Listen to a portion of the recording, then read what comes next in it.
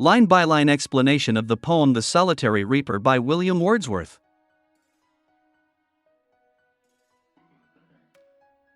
Line 1. Behold her, single in the field. In the opening line, the speaker directs the reader's attention to a solitary figure in the field. The use of the word behold suggests that the woman's presence is worthy of notice and admiration. It draws focus to her, creating an image of a lone figure amidst the vastness of nature. The emphasis on her solitude in the field suggests themes of isolation and independence. Line 2. Yon solitary Highland lass.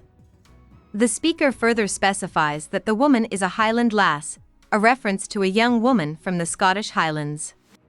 This adds geographical and cultural context, suggesting that she is in a rural, natural setting. The word solitary reiterates her loneliness, highlighting her separation from any social or communal interaction. Line 3. Reaping and singing by herself. Here, the woman is depicted as working alone in the field, both reaping the harvest and singing a song. The pairing of her labor with song suggests that her work is not a burden but is accompanied by a form of expression, turning her toil into an act of joy or emotional release. It also underlines her independence, as she does not need others to share in her work or music. Line 4. Stop here, or gently pass. The speaker now invites the reader or listener to either stop and observe the scene or pass by gently without disturbing it. This line creates a sense of reverence for the moment. The suggestion of gentleness underscores the idea that the scene should be respected in its solitude and quiet beauty, emphasizing the peace and tranquility of the reaper's world. Line 5. Alone she cuts and binds the grain. This line reinforces the woman's solitary labor. She is engaged in the work of cutting and binding the grain, actions that are typically done in fields during harvest time.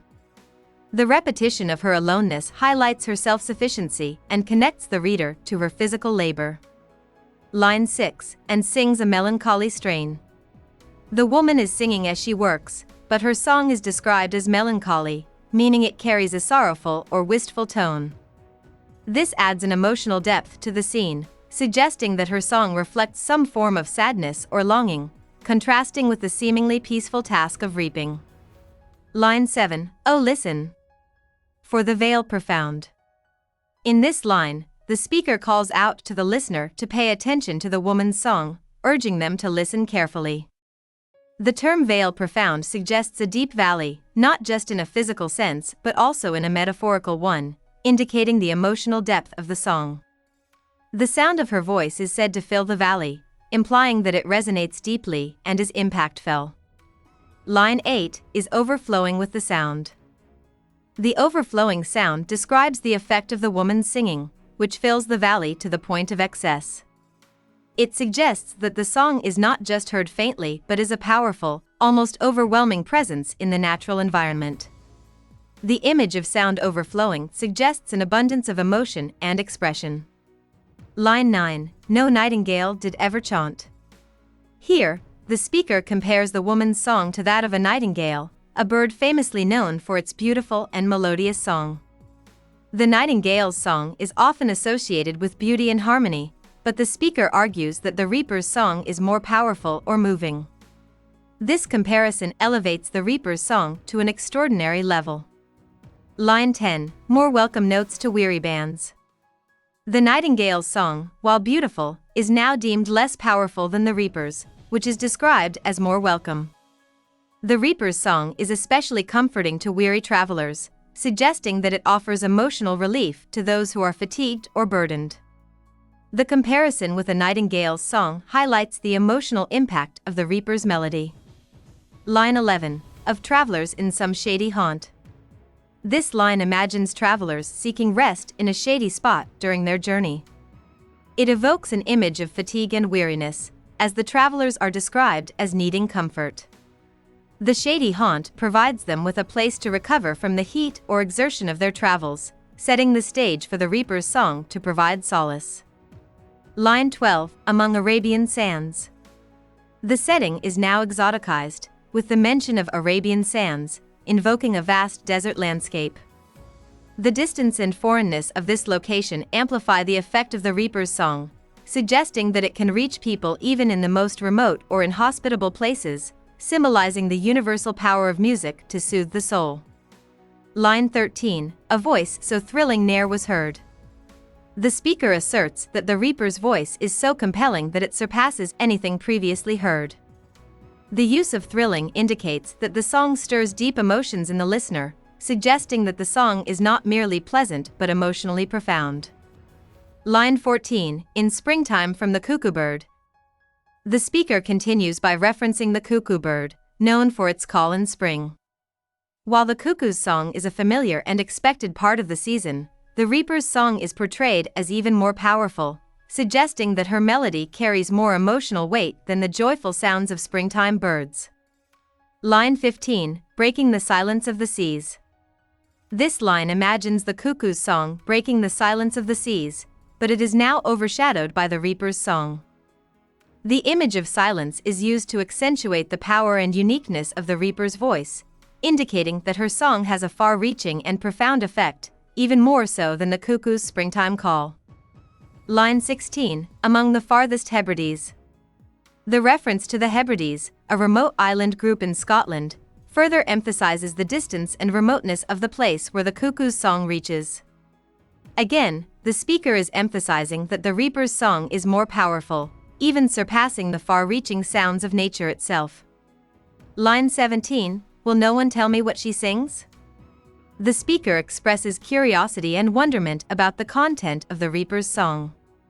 The uncertainty about the song's theme adds an element of mystery to the poem, as the speaker is deeply affected by the melody but does not understand its meaning. Line 18, perhaps the plaintive numbers flow. The speaker begins to speculate on the possible themes of the song. The word plaintive suggests that the song expresses sadness or sorrow. The use of numbers refers to the melody or verses of the song, and the speaker imagines that the song could be about past grief or loss. Line 19, for old, unhappy, far-off things. The speaker continues to guess that the song may be about distant, unhappy events, perhaps referring to old memories, lost loves, or past tragedies. The use of far-off things suggests that the song has a historical or nostalgic quality, touching on events long past. Line 20, and battles long ago. The speaker speculates that the song may recount past battles, possibly referring to war or struggle. This adds a layer of historical depth to the song, suggesting that the reaper's song is not just about personal sorrow but also about the collective pain of human history. Line 21, or is it some more humble lay? Alternatively, the speaker wonders if the song is about something more personal and humble, rather than historical. The word humble suggests that the subject of the song could be simple, common, and relatable, such as daily life or personal sorrow. Line 22, familiar matter of today? The speaker now considers that the song might be about more contemporary or familiar concerns. This line suggests that the song could express the everyday sorrows and joys of life that are universally experienced by all. Line 23, some natural sorrow, loss, or pain. The speaker continues to speculate that the song might focus on universal themes of human suffering, such as sorrow, loss, or pain. These are emotions that everyone can relate to, making the song's subject matter deeply human and universal. Line 24, that has been, and may be again? The speaker reflects on the cyclical nature of sorrow, loss, and pain, suggesting that these emotions are not isolated events but recurring experiences that have been felt in the past and will continue to be felt in the future. Line 25, whatever the theme, the maiden sang. The speaker acknowledges that, regardless of the song's actual subject, it is clear that the reaper's singing is significant.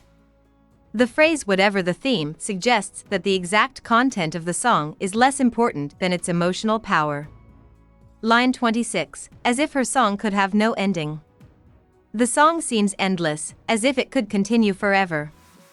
This line emphasizes the profound and eternal quality of the reaper's song, suggesting that its emotional impact is timeless and boundless. Line 27, I saw her singing at her work. The speaker observes the reaper as she works and sings simultaneously. This reinforces the idea that her singing is intertwined with her labor, making her work seem more purposeful and emotionally charged. Line 28, and o'er the sickle bending. As she bends over her sickle, the reaper is physically engaged in her task while singing. This image connects the labor of the body with the emotional expression of the song, suggesting that the work itself is an extension of her inner feelings. Line 29, I listened, motionless and still. The speaker becomes completely still, absorbed in the reaper's song. His physical stillness reflects the emotional impact the song has on him, as he is captivated by the melody and its emotional resonance. Line 30, and, as I mounted up the hill. As the speaker begins to leave the scene, climbing the hill, he is physically distancing himself from the reaper and her song. However, the memory of her song continues to linger. Line 31, the music in my heart I bore. Even as the speaker leaves the scene, the song remains with him. The phrase "the music in my heart" suggests that the emotional power of the song has become a part of him, continuing to resonate within him long after it is no longer physically heard. Line 32, long after it was heard no more. This final line reinforces the lasting impact of the reaper's song. Even though the sound of her singing has faded, its emotional effect lingers in the speaker's heart, suggesting that some experiences and emotions are unforgettable, continuing to live within us long after the moment has passed. Hope we summarized it fully and you liked it. Please hit the like button and subscribe to our channel so that we are motivated to create more videos.